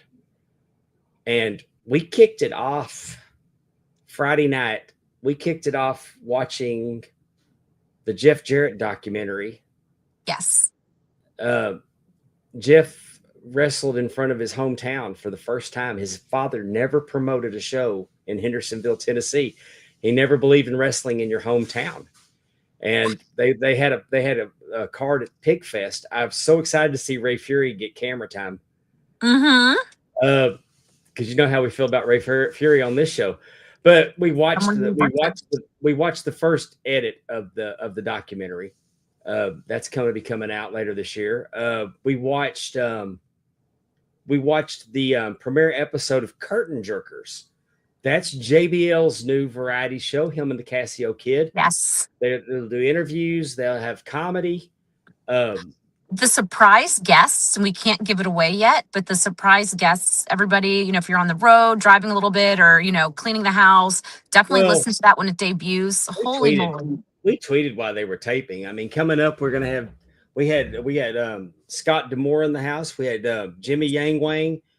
They talked to David Crockett. They talked to Eric Bischoff. But JBL and Casio together make a great team. They're so entertaining. I got interviewed and rudely interrupted by Michael Dawkins because I pissed him off, and there's that. And it was an experience this weekend. And as soon as I'm told I can show you the video, I will. Right. And such a fun weekend too. Eric Bischoff, again, it was WCW Power Plant weekend. And promo class. We did promo class. Jeff Jarrett, David Crockett, and Tony Schiavone gave a promo class. And they showed 3 promos that they liked. And Tony picked Hard Times by Dusty. Yes. David Crockett picked a Roddy Piper interview that Ric Flair came on. They were feuding over, and then Piper had got the U.S. Championship from. It was an old interview. I'd never seen it before. No. And Jeff Jarrett did Mick Foley interviewing Cactus Jack with a run-in by Sting. Right. It was a brilliant piece of business done by Mick Foley. But they showed us those and they talked about it. And then everybody got to go up and cut a promo with David Crockett and Tony Schiavone on the set. And it was pretty neat. I mean, we had some that did a good job. And, our own Coach Rosie decided to cut a promo on Jeff Jarrett. And Jeff Jarrett came back at him. And it was but the promo class, and it was taped for them. And then when they I personally think I was robbed by David Crockett because he wasn't holding the mic up high enough. He was interrupting me. So I feel that I at least placed second unofficially in that promo contest. Well, let's talk about getting robbed. The next day we had we played a game we did well. First, we showed up for the we showed up for the power plant, and Buddy Lee Parker and Elix Skipper put us through the paces, and we got in the ring and we learned how to run the ropes. And Adam Hunter, he's a referee and he used to wrestle, and I'm a referee and I've been to wrestling school. I ran the ropes. In fact, Elix told me that I ran the ropes. He actually said that the way I showed him, because they tell you that you need to take 2 steps between when you run rope, and I do 1, 2, and then I start to turn and slide. I kind of slide and bounce back off into my 1, 2. I've got a cadence, and I normally warm up running the ropes, and I couldn't wait to get in there because they actually use real ropes in this ring. Yes. Thank you for calling that out too. There was something different about that ring, and that was what was mentioned, was that it was actual ropes. Yes, and then I didn't do real well on my flatbacks. Boy, I tell you what, Alex Sweeten did. He popped down one time and he was done, because I mean, you couldn't have done it any better. And but we got to do all that, and then we also we played what we called ring entrance roulette, where you could go and you would draw a name out of the hopper, and that would be the entrance music that would play, and you have to do your entrance. And Buddy Lee Parker, Elix Skipper, and Eric Bischoff did it American Idol style, hold it scoring, and there was a prize. And yes. And I got Billy Gunn. Oh my gosh, let's talk about that. I didn't want to do it, I'm a people pleaser, and everybody started chanting, so I did it. And it's really scary. But I got Billy Gunn's theme, Ass Man, and I had a good time with it. And I actually jumped over the top rope successfully. Yes. And you can see that. You can see that on Ad Free Show's Twitter account, because they have like a video of some of the things that happened. And that actually, you can see me clearing the top rope, which is really impressive, because when I did the Rumble 10 years ago, I did not make it over the top rope. No, but I got to catch up with the socials. Yeah. Megan just came out and took her jacket off, and she's wearing a black sweater, and she got I ain't saying that they all gave her 10s, but I got a 26, and she got a 30. Hey, I'm gonna tell you what, I was more proud of my 10 from Elix Skipper. Yeah. Because he had really been very critical of the entrances up to then. But when I jumped over the top rope, it impressed him. He gave me a 10. And you shook your ass too, to Ass Man, right with the music, your musicality. So in my opinion, you should have received a 28 out of 30, not that score. I mean, I'm an elderly, but this is not the ass of a 60-year-old man. No, it was fire. You lit the way for all of us. I wish I would have got the Ultimate Warrior. I'd have won if I'd have got the Ultimate Warrior. I know. Well, you lit the way for my win. I would have ran around the ring, got in the ring, run the ropes, shook them around. I mean, it would have been easy to do. Yeah, it was funny because I think whenever the contest started, we're thinking, okay, do we have to do their entrance exactly? But no, we have to kind of add our little flair to it. And I drew Rick Rude, and I was really hoping it was going to be his WCW theme from Slam Jam, because I just love that song. But you got a good one though. Yeah, and it actually reminded me of the movie Slapshot. So if you watch the end of the movie Slapshot, it's where Ned Braden, both teams are fighting against each other, and Ned Braden, who's not a fighter, is like, you know what? I'm just going to start taking off my clothes. So he just starts taking off his jock strap, his jersey. That music's a lot like it. And then the band plays exactly Rick Rude's old theme. So I go out there, and I have very short, chubby legs, so I put my leg through the curtain like I was on Showgirls or something. And then I walked in, and I did my typical entrance I do when I do interviews, where, I go through like the next to last rope and just flip my hair. And then adrenaline kicks. It's scary, isn't it? Like, to do an entrance. Once I got through the curtain, I was okay. No, you were confident. You had it on. Standing back here waiting, man, my leg was going like Elvis. I was shaking like a dog trying to shit a peach seed. It was bad. I was scared. That should be a song. Break that down, everybody. Yeah. So the music comes on, and I'm like, okay, well, just it's funny because we're amongst friends, so that makes it leave a Yeah. little bit more scary because it's small groups. But Oh, the well, I music came knew. on. Yeah. I mean, that was not the most embarrassing thing y'all have seen me do. No, I know. I think that might have been my maybe second embarrassing thing I've done at a show. But But yeah, normally when I get beat up, you have something to do with it at these events. So this time you didn't contribute to it. maybe we should have the guy beating you up be on the show next week because he is hitting a 25-year anniversary of his wrestling career, John McChesney. I would And love to have John on. well, I John think would love he's to be on. fascinating. The Yeah. hardest part about me doing this podcast is inviting guests on. Hmm. I always feel like it's an imposition, and I so appreciate everybody's time that comes on the show. But I really have to psych myself up to invite somebody on. Yeah. And sometimes I can be in a conversation and I can work it in, and it feels like I'm reading the room, and I know that but it's just, I'm so respectful of people's time that it's hard for me to ask for guests. Like, if you know that we've gone about three or four shows without a guest, it's just because I've just quit asking. Yeah. Well, you know what? It's a new year again. And again, if there's anyone in the comments that you want to see on the show on the indies, I know we're from all over the country here. Let us know in the comments, because even though we know Pondwater is based out of his Mississippi pond, we could have a conversation about New Jersey professional wrestling, which I think is really fun. I mean, for me, we had a promoter from Canada on here, yeah, promoting on the island. Prince Nope. Prince William's Island or Prince Edward's Island? Prince Edward Island, like the Nova vegetable Scotia. one. Yeah. And Ray Fury's been up there to work for him. Oh, Ray Fury needs to join us in the Pittsburgh area. One thing I wanted to share to everybody, the audience, I know I haven't been on the show in a year. Show them what you won. I'm going to give you the spotlight. Thank you. So I won the, what would you call that contest, Pond? It was called ring entrance roulette. The ring entrance roulette. So I danced to Rick Rude, and I took off my jacket, and I blew Frank Bruno a kiss, and I grabbed Efren's tie and just let him have it. And I won. So I won.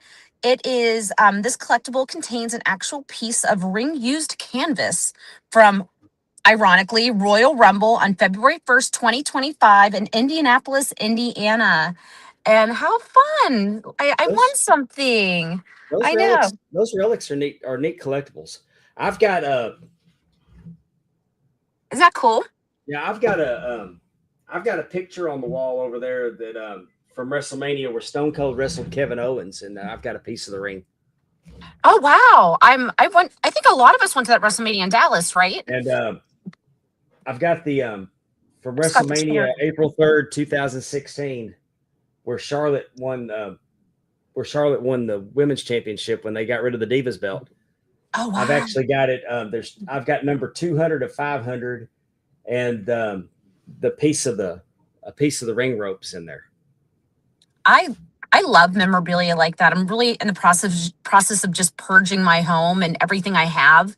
But there's just those, my hockey collection alone is probably taking up like my whole place. But little things like that with wrestling really mean a lot. And I know for probably you too, it's easy for us to over collect wrestling things. Not that there should even be a thing, but things like this are really important because of the story behind it. And it's because I took off my clothes and won a prize. You did. I'm throwing a flag on that shit too, because. And I wasn't even wearing anything suggestive. To be honest, I was wearing a turtleneck. The three old men gave the pretty lady a 30. Yeah. Well, now you make them feel bad. Like they feel bad for me. They're like, we'll just give her. You did a good job. I'm going to screw with you about it. We'll have to have another dance off. I jumped over the top rope. I could have died. Yeah, I couldn't have done that. Not with my short, stout legs and my cankles. I would have got tripped up, and they would have had to cancel the whole event. So, you know what? We can be co-owners of this if you'd like. So, we'll make it. I think I tied with Bruno. We both had 26. Mm-hmm. And if nobody else would have scored more than 26, I was going to tell them I wasn't doing it. I wasn't going to do a do-over. But I was going to tell them that let Bruno have it because he's a member and I'm staff. So speaking of taking off clothes, man, Bruno has some partially nude pictures out there on the internet, and wearing just the belt like Shawn Michaels. So for me, just to rip off my jacket and toss my hair in a turtleneck, who knows if Bruno would have had that entrance, what he would have done. Oh, I did the Rec Rude hips too. One time I did the Shawn Michaels pose with a belt, and I Snapchatted it to Jay-Z. Oh, another friend of the show. What it was, Jay-Z. Because we used to screw with each other. We used to screw with each other when he had Snapchat. And I gave Stephanie the phone, and I put the belt over, and I said, "Take a picture. I'm gonna send it, and we're gonna send it to." Again, that was back when, you couldn't. I mean, if he'd have screenshotted, I would have known. I guess you still know. Right? No, you still know who screenshots your stuff. I'm surprised he didn't come back at you with a Bojangles box on his his Jay-Z. I've seen way more. I'm glad that he didn't have Snapchat anymore. Oh my God! I was just talking. I think you met my friend Julia before. We used to play the fart game. We used to play the fart game a lot too. I kind of like good fart humor, but no, yeah. It's so funny is I'm on Snapchat, and sometimes I feel like I am too old for it. But my best friend Julia and I, which I think you might have met Julia before, she's a wrestling valet in the Indies in Pittsburgh. Yeah. But we literally will have.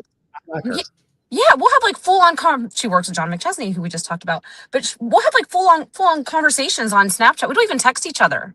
We talk on Snapchat all the time. My daughter-in-law Snapchats the grandkids to me, and like directly to me, and I've got to save them in chat when she could just text them to me, and I could have them forever.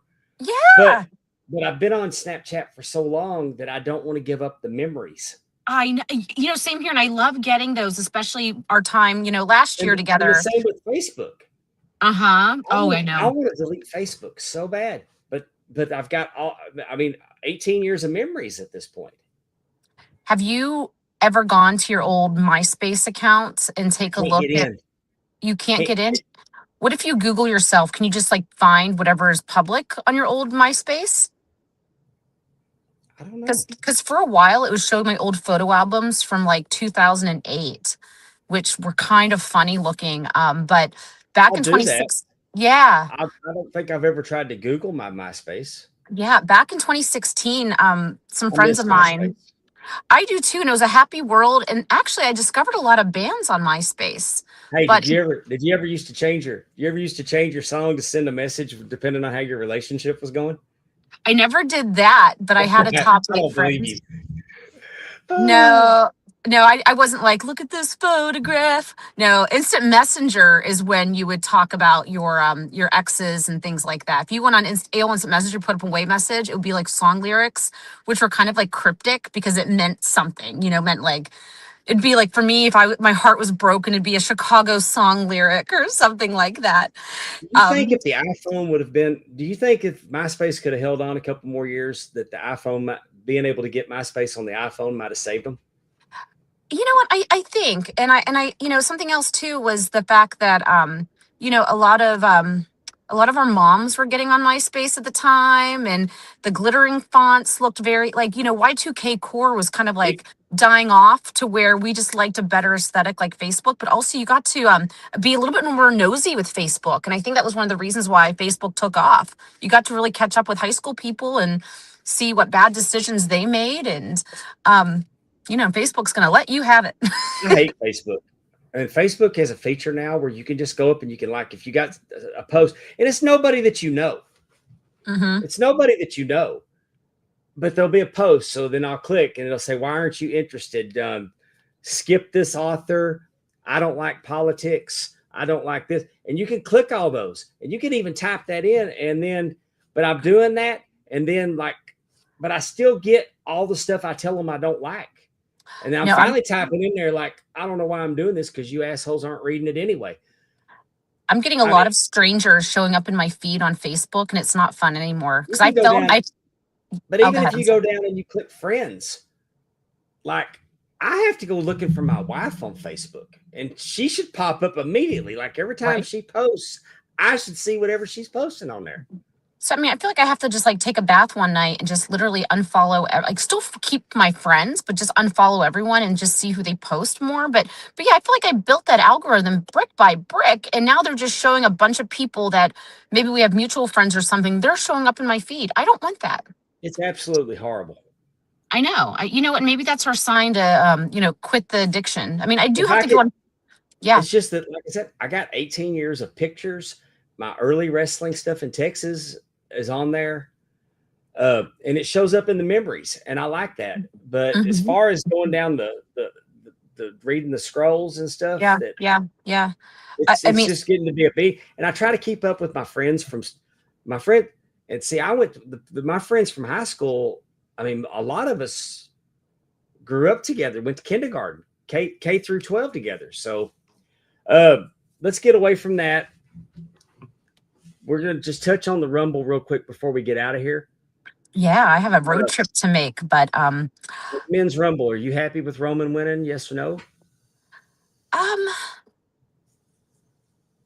Interesting, because I've been like reading about the Rumble and listening about the Rumble, and Did you not see it?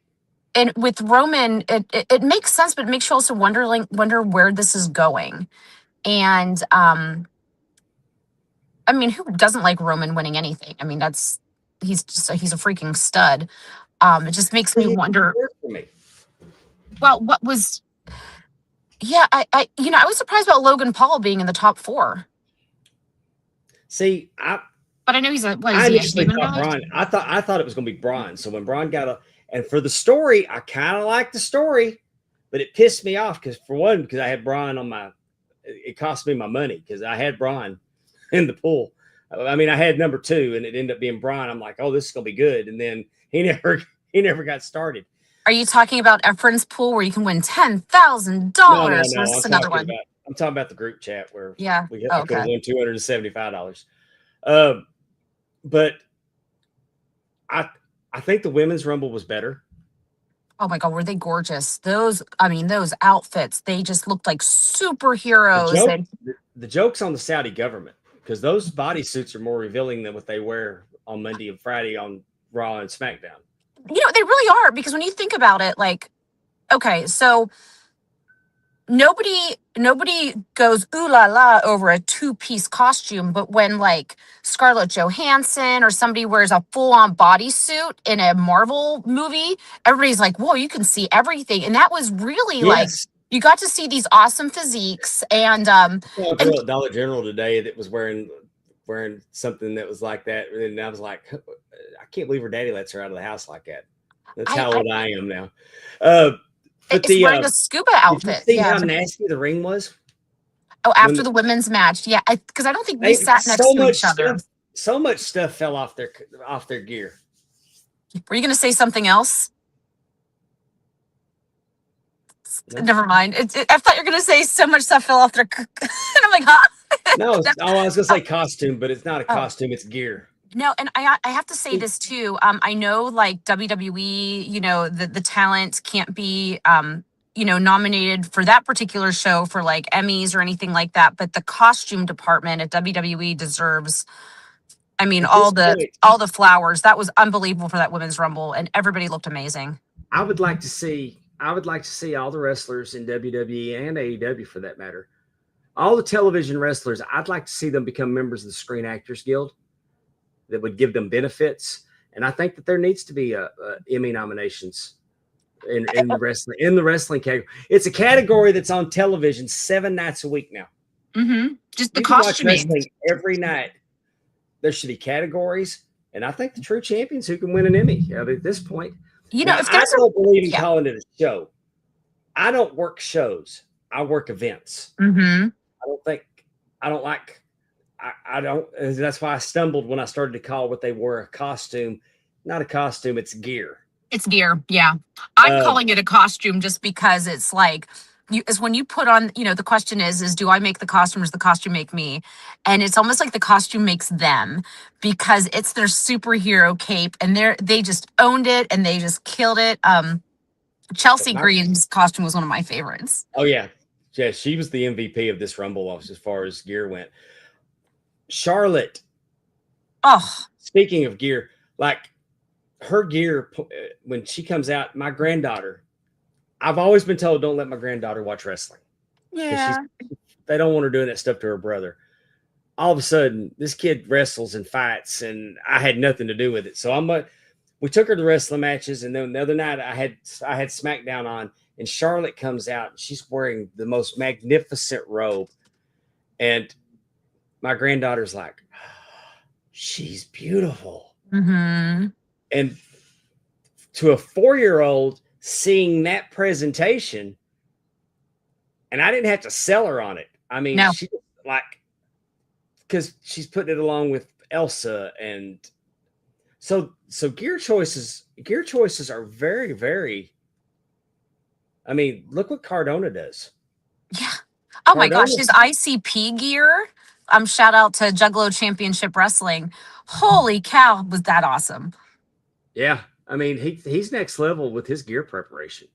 Mm-hmm. You gotta have fun with it. I know gear's not cheap, but when you're able to really make it unique and have that Funko Pop moment with your gear where you're known for and recognized for it, it just really elevates that event. But the Royal Rumble, I do have to say, I think a lot of us were going into the Rumble kind of like years past where we're just expecting, this roster of surprises. But I think what we've noticed is there's just a lot of newer talent where it's maybe their first Rumble that were there in Saudi Arabia. And it was just, it's kind of interesting to see, what the future is going to continue to look like.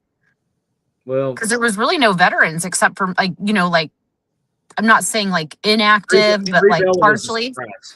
Yeah, that's kind of where I was getting at with that. Bella was really the only surprise. Mm-hmm. And Yeah. boy, she got a heck of a reception. Yeah, and that was something I was listening to on Busted Open today. They were talking about, the audience there where they really dig into that nostalgia. And it's hard to believe you can say nostalgia with the Bellas like 10 years ago, but that's just how fast life has moved by for a lot of us. And I didn't know they do a podcast on Sirius XM. I can't tell you what channel it is now because I just happened to be flipping channels on my way back yesterday. Yeah. And they were on it. It said Nikki and Bree, and I'm like, I'm going to pass on that. Yeah. I'm not a fan. They're the Total Divas era, and I'm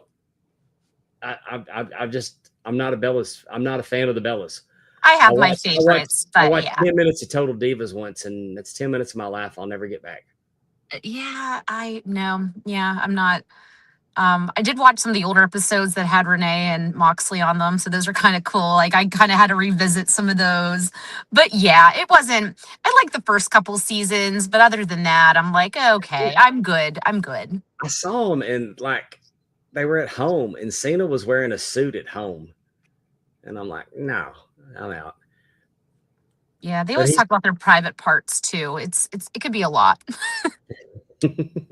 All right, let's talk about Big Time Belts before we get out of here, Megan. Big Time Belts, Facebook.com. That's probably one of the few good things left on Facebook is Big Time Belts because he can make your belt dreams come true with high quality and low prices. Look at this big gold belt. If you collect wrestling belts and you don't have a big gold, you're second best no matter what you tell yourself. That's a quality big gold right there. And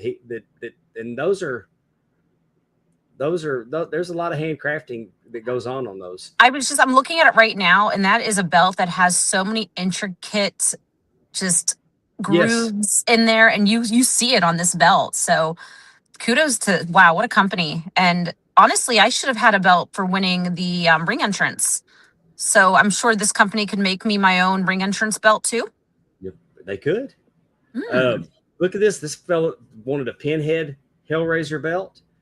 CVS got an Aetna. They got CVS ordered a belt for a promotion at their stores. That's awesome. The Jefferson Annual Grand Gingerbread House Champion. Okay, very rare do you see belts with so many colors on them, and I'm a fan. Sign me up. Wait till next week because our good friend Tim Robinson got the heavyweight belt that he always wanted for his wrestling promotion when he's promoting.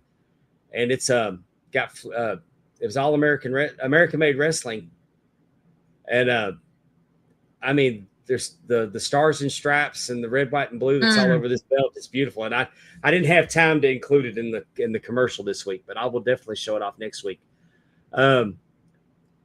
Russ Miller, affectionately referred to as Bitch. We love Russ.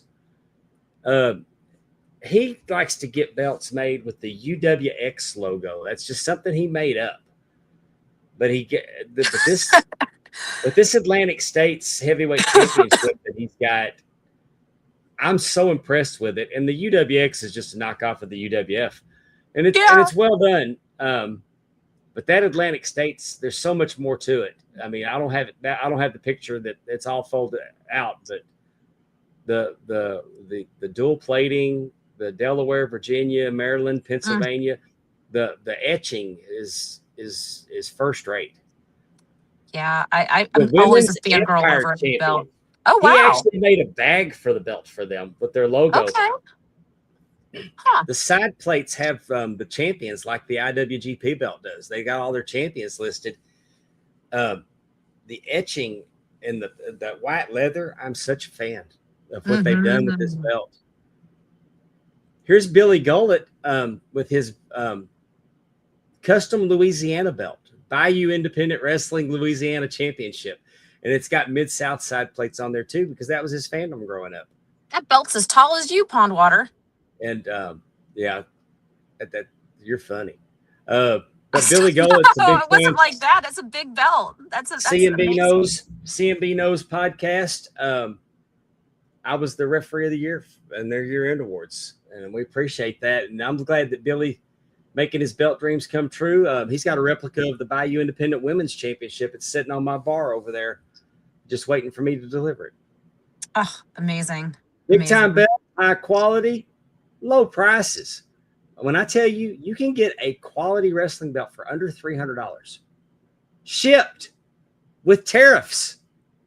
You can't beat that. That's like my dad used to say, it's like a sore Peter. You can't beat it.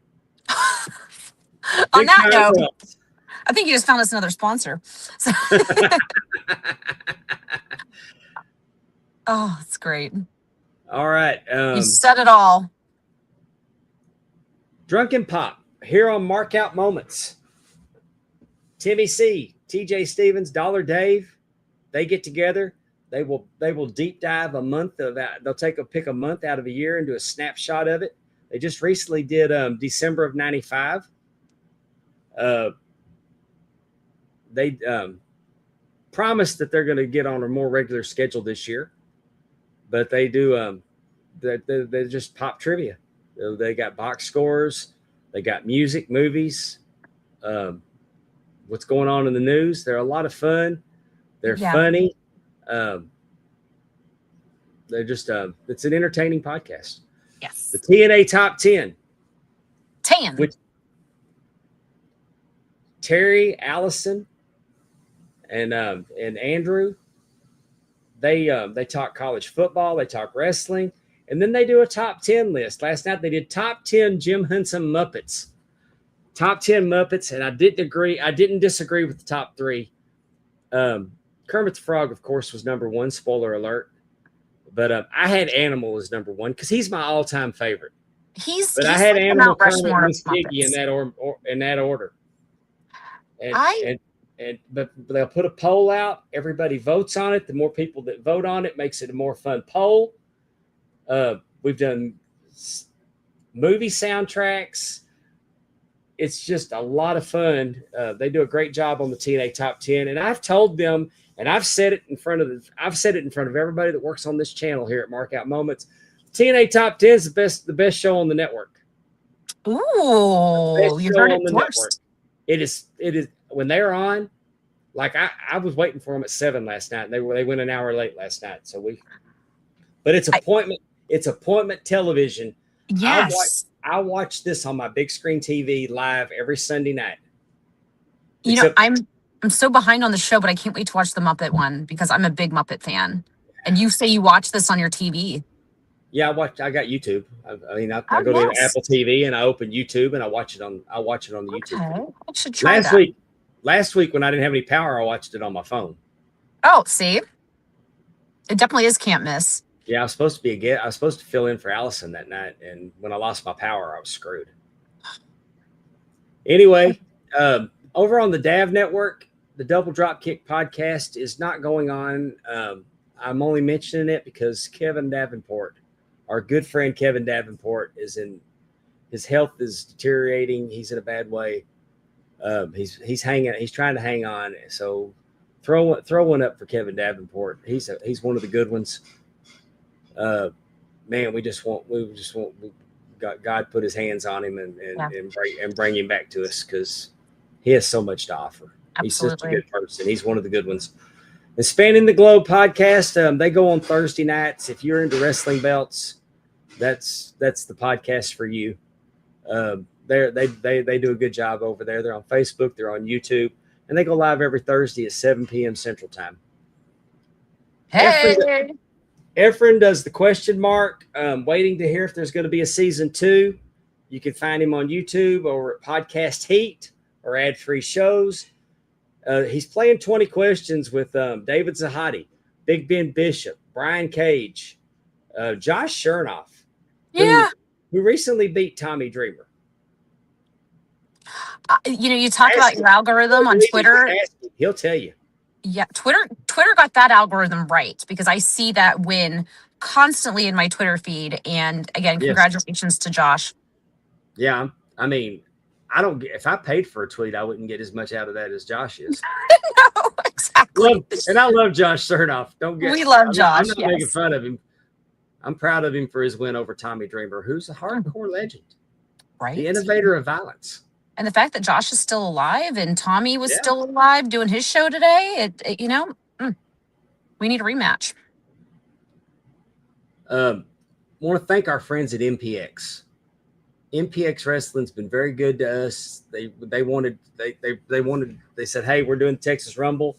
Who's got a podcast? And they lined them up for me. I'm sorry that we didn't get JD and LVJ on with Raymond, which is good, because I had a great time with Raymond. Raymond, thank you so much. Raymond Alfred Tressler, thank you so much for spending as much time with us as you did. You're fascinating. I enjoyed your visit so much, and thank you so much for doing it. And I'd like to get LVJ and JD, and especially JD, because I've known JD for so long. I mean, I was there when JD started. And to see what he's become and how great he is, I hate they couldn't make it, but that's just how it is with travel. Yeah, the United States has been hit with when you're coming out of, especially the Charlotte area, we had a hell of a snowstorm in Atlanta the other day. Unfortunately, it didn't ice us in.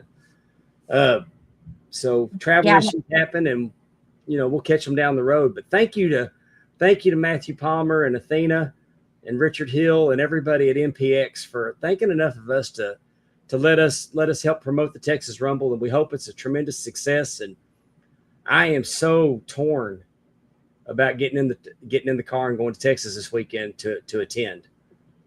Why not? But you might be called into the Rumble, so you better be careful. Well, my granddaughter's in the state championships started, and we're going to go watch them play tomorrow. We got to try. We're going to go watch them, and then, if they win tomorrow, then they'll be in for the weekend. And, I'm hoping that I'll be watching my granddaughter play for state championship this weekend. Awesome. Yeah. But catch MPX. They're on all the socials, on YouTube at MPX Network, on Twitch TV/Metroplex Wrestling. They go live 50 times a year. Episodic wrestling. As good as anything that you're going to see that's on television. I'm telling you, it's on Twitch TV. Not hard to find, not hard to stream. And I'm worn out already just hearing that they do that many events. And they got a title for every show, and sometimes they reuse the titles for their tentpole events. But they had a battle royal a few weeks ago that if your favorite got thrown out, you could pay $10 to get them back in. Oh my gosh, I love that idea. That is Brandon genius. Kay, Rise Wrestling, are you listening? They're genius. Wow. And we had a guest, Tommy Prince. He had a with Cavens, the champion of MPX. Last year they had a Dr. Pepper on a pole match, a ladder match for Dr. Pepper. There's a Dr. Pepper match. So what was that like? People trying to win a $2 Dr. Pepper? A 2-liter Dr. Pepper. They fought. Oh, over 2 liters, like Dr. $5 Pepper. now. Yeah. I Wow. mean, but just because Dr. Pepper's worth fighting over. You know what? It's about that. It's not so much about the money, isn't it? It's more about how you. Yeah, it's a hot commodity. But they'll do like a prom theme, like MPX prom, and everybody dresses up like they're going to prom to wrestle. They've had horror nights. I mean, they're so innovative at MPX Wrestling. On X at MPX Wrestling, on Instagram /MPX Wrestling, and then of course on Facebook MPX Wrestling, and also they have the MPX Addicts. So if you're a fan, you can join their Facebook group and talk to other MPX fans. Love it. Megan, tell everybody where they can find you and what you have coming up. Yeah, you can follow me on. I'm not so much active on Twitter, but I am on there. So at Meg Nelson on Instagram and Twitter. My next wrestling event is actually going to be Rise Wrestling, based out of Uniontown, Pennsylvania, just south of Pittsburgh. We have our first show of 2026 for Valentine's Day weekend, and it's called Love is a Battlefield. So we'll see what happens that weekend, but you can catch Rise Wrestling on YouTube and some other socials. That's Rise, RYSE. And then the following month, we can probably talk about when we get closer. I'll be doing an event with Big League Pro for a very special organization. So when we get closer to that event, we can talk about that. Okay. And but yeah, in the meantime, Pondwater, where are you going to be at? When's your next ref event? So everybody can March 7th. March Oh. 7th. I don't think I have anything in February. I don't think I have anything in February now. I did want to say one last thing too. Big League Pro does have an event, NFL Draft Weekend. So if anyone is in the Pittsburgh area watching the NFL Draft, the weekend of the NFL Draft in April, come up that Saturday to Erie, PA for Big League Pro. Oh, I will be at SWA in Sharon, Mississippi. Oh, okay. On the 21st. 21st of February or 21st of March? 21st of February. Oh, awesome. And then March 7th, I'm going to be in West Monroe, Louisiana for Bayou Independent Wrestling. And then on the 14th, I'll be in Minden. We're going to make our debut in Minden, Louisiana. You're just making towns. Making towns. Had to change the name of the show. Making towns with Pondwater Dave. Making towns with Pondwater. That's right. You're gonna have an RV soon, like Cody. Actually, I told Stephanie earlier today that I think I'm fixing to slow it down a little bit. Oh. I'm booked for the rest of the year, but I've got bookings for the rest of the year, but I don't know. After that video comes out with you, going through a table, I think your bookings are going to be popping up. I don't know. I saw Maybe an you old man. can't get off. I don't know. I saw an old man in the ring on that video. Do we have to have Gunther knock you out and have you kind of rethink things in the ring? I'm never going to retire, but I'm probably Okay.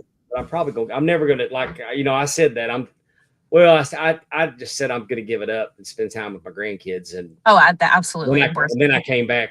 I came right back after I went to one show. I was like, I can't sit out here. No, But, I know. So I'll never retire again. But I may slow it down a little bit. We'll see. It's on my mind. We'll have to remember I saw that video of me in the ring, and I saw a really old man in the ring, and my knees are killing me today. Oh. Well, Megan, thank you for pitch hitting for Amy tonight. I've enjoyed having you on. It's been fun visiting with you for the last hour or two. I know I've seen you all weekend and we've been talking for this past hour. I say one of these episodes, Amy and I kick you off and us girls just run the Pondwater show. So, but Hey, no, I'm just kidding. I've suggested that. I told Amy. Oh, I said, really? Yeah, Oh, we ought to just let me sit out one night and you and Megan do your thing. we totally can. But yeah, awesome. Well, hey, everybody, thank you for watching our show today, having me on. And until next time. Thank you. For Megan Nelson, I'm Pondwater Dave. We will see you next week. And we'll be back to our regular time. We're going to go on Tuesday next week. I'm Talking Wrestling with Pondwater and Amy, exclusively here on the Markout Moments Network. Good night, everybody. Talking in Rasslin, time to go. Thanks for watching our epic show. See you next week, same time, same place. Mark out moments is your happy